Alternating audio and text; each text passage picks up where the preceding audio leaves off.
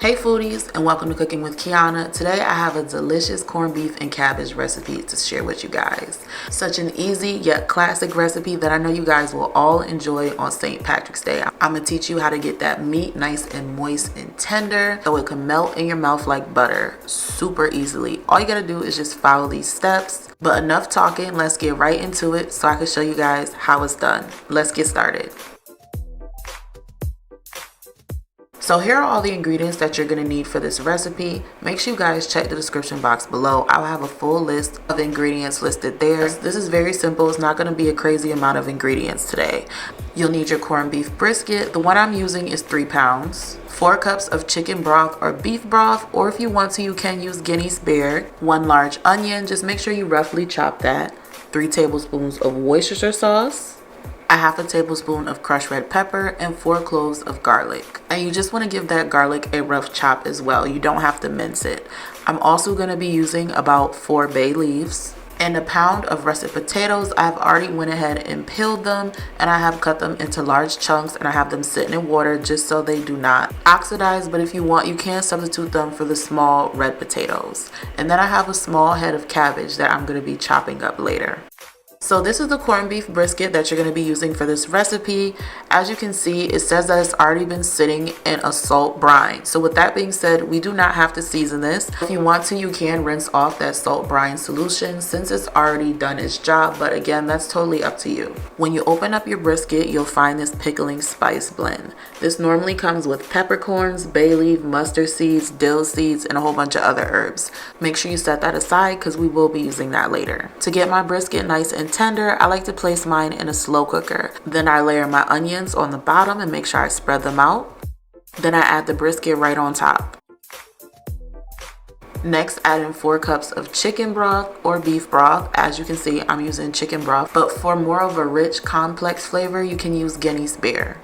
Now sprinkle in your pickled spice packet, as well as your half a tablespoon of crushed red pepper. Add in your 4 cloves of roughly chopped garlic.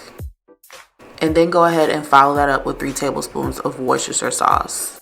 Add in your bay leaves, and then you're going to put that lid on and cover that up and let that cook on low for 4 hours.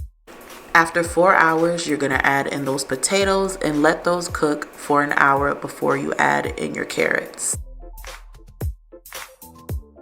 After an hour, go ahead and open up that lid and add in your carrots. Remember, you don't want to add them in too early because they will get mushy. Now go ahead and close that up, and in the meantime, we're going to work on our cabbage.